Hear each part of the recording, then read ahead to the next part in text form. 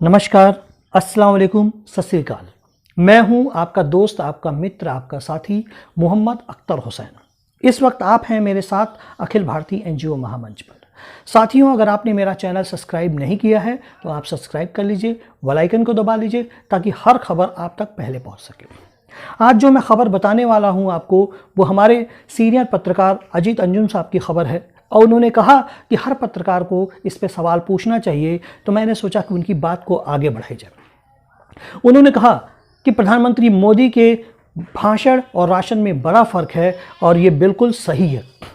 सारी दुनिया देख रही है, हिंदुस्तान तो देख ही रहा है, क्योंकि प्रवासी मजदूर जो पैदल चल रहे हैं, जो साइकिलों से चल रहे हैं, जो गाड़ियों से आ रहे हैं, जो ट्रेनों से आ रहे हैं, उन लोगों को जो है सुचारू रूप से खाने की व्यवस्था नहीं हो पा रही है, पीने की व्यवस्था नहीं हो पा रही है। और सबसे बड़ी बात मैं आपको बताऊं कि अभी पिछले दिनों का एक रिकॉर्ड है कि ट्रेन से आने वाले मजदूरों में जो है 80 लोगों की मौत हुई है।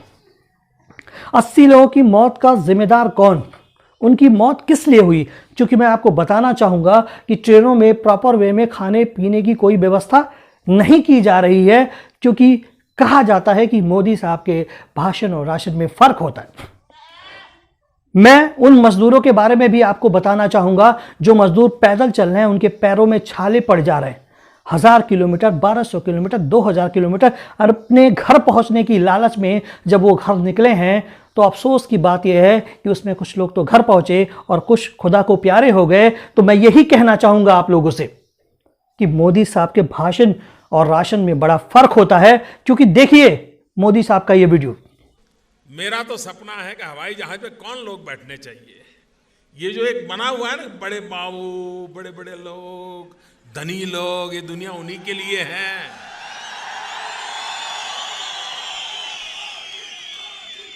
इस देश की जो सुविधाएं अमीरों को प्राप्त हैं, वो मेरे देश के गरीब को भी मिलनी चाहिए।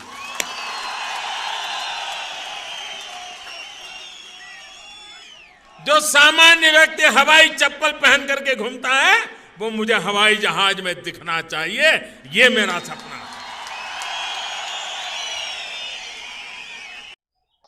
देखा आप लोगों ने, उन्होंने कहा था कि मैं भारत की आवाम को, भारत की गरीब जनता को, भारत के गरीब गुरबा को मैं हवाई जहाज में बैठे देखना चाहता हूं। बिल्कुल सही कहा था उन्होंने कि मैं यहाँ की जनता को हवाई जहाज में बैठने देखना चाहता हूँ, क्योंकि वो सपनों का हवाई जहाज होता है, काल्पनिक हवाई जहाज होता है, जिसमें हिंदुस्तान की जनता को जो है उन्होंने 2014 से इधर 2020 तक बिठाया। मैं आपको बता दूं, जैसे ही कोरोना काल शुरू हुआ है, उस वक्त हमारे प्रधानमंत्री ने जो फैसले लिए हैं, आप सभी जानते हैं कि वो फैसले सही हैं या गलत। लेकिन हवाई जहाज में बिठाने का सपना दिखाने वाले प्रधानमंत्री मोदी जी से मैं पूछना चाहूंगा कि उनके पैरों के छालों का जवाब कौन देगा, उनके भूखे पेटों का जवाब कौन देगा, उन पैदल चलने वालों का जवाब कौन देगा?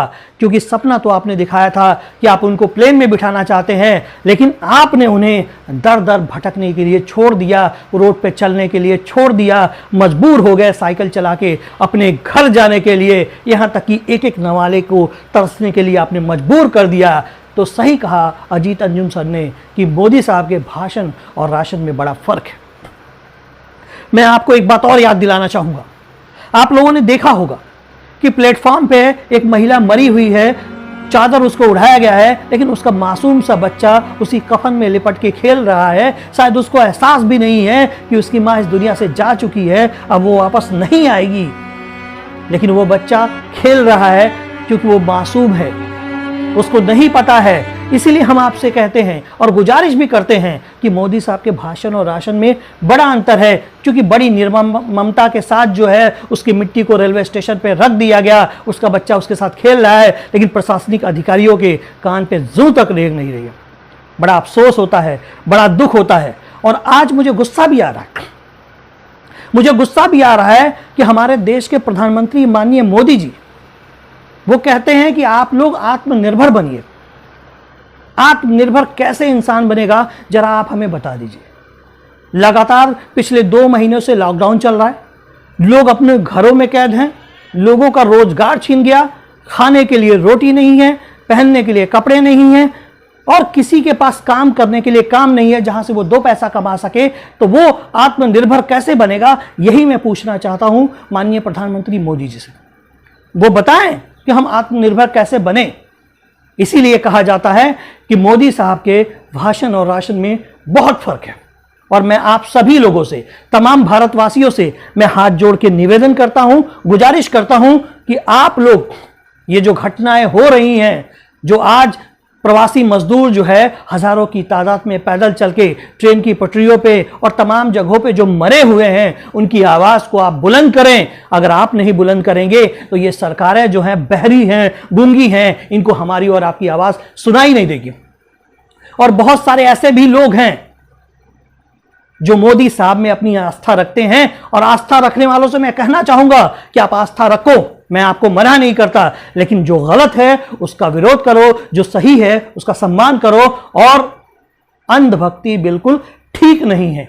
मैं तमाम भारतवासियों से यह गुजारिश करूंगा कि प्रवासी मजदूरों की आवाज बुलंद करना हमारा और आपका काम है। प्रवासी मजदूरों के सुख दुख में खड़ा होना हमारा और आपका काम है। और एक चीज और, पूरे भारत में, चाहे वो उत्तर प्रदेश हो, चाहे वो मुंबई हो, चाहे वो चेन्नई हो, चाहे वो गुजरात हो, माननीय प्रधानमंत्री मोदी जी से मैं कहना चाहूंगा कि बहुत सारे ऐसे राज्य हैं जहां पे टेस्ट नहीं किए जा रहे हैं। आप एक बात जान लीजिए, इस कोरोना को तभी आप खत्म कर पाएंगे जब पूरे देश में बड़े पैमाने पर टेस्ट होगा, सबका जांच होगा, संक्रमित लोगों को चुना जाएगा और उनको हॉस्पिटल में एडमिट कराया जाएगा, तब जाके इस बीमारी को रोका जा सकता है। अन्यथा इसके अलावा और कोई रास्ता नहीं है। तो सारे कामों को छोड़ करके, भाषण को छोड़ के, आम जनता को चुनाना छोड़ करके सारे प्रदेश की सरकारों की जिम्मेदारी बनती है कि आप हर प्रदेश में जो भी प्रवासी मजदूर आ रहे हैं, बड़ी भीड़ से आ रहे हैं वो, तो उन सभी लोगों का कोरोना टेस्ट कराइए। टेस्ट कराने के बाद उनको उनके घरों को भेजिए। अगर बीमार है तो हॉस्पिटल भेजिए, तभी उनको बचाया जा सकता है, अन्यथा और कोई रास्ता नहीं है।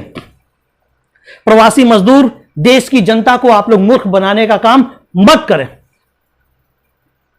बिल्कुल बंद कर दें। क्योंकि अगर ये देश की जनता नहीं रहेगी, आवाम नहीं रहेगी, तो आपका अस्तित्व मिट जाएगा, आपकी राजनीति खत्म हो जाएगी, आपको पूछने वाला कोई नहीं होगा। इसलिए आप लोगों से गुजारिश है कि हर प्रदेश में ज्यादा से ज्यादा टेस्ट कराया जाए। और भारत की आवाम से मेरा हाथ जोड़ के निवेदन है कि आप लोग भी मेरे इस वीडियो को देखिए, शेयर करिए, सब्सक्राइब करिए और आवाज उठाइए कि पूरे भारत में बड़े पैमाने पर टेस्ट हो, ताकि कोरोना जैसी महामारी को रोका जा सके और पूरे हिंदुस्तान को कोरोना से मुक्त कराया जा सके। अखिल भारतीय एनजीओ महामंच के साथ मोहम्मद अख्तर हुसैन, एक भारत नेक भारत। जय हिंद, जय भारत।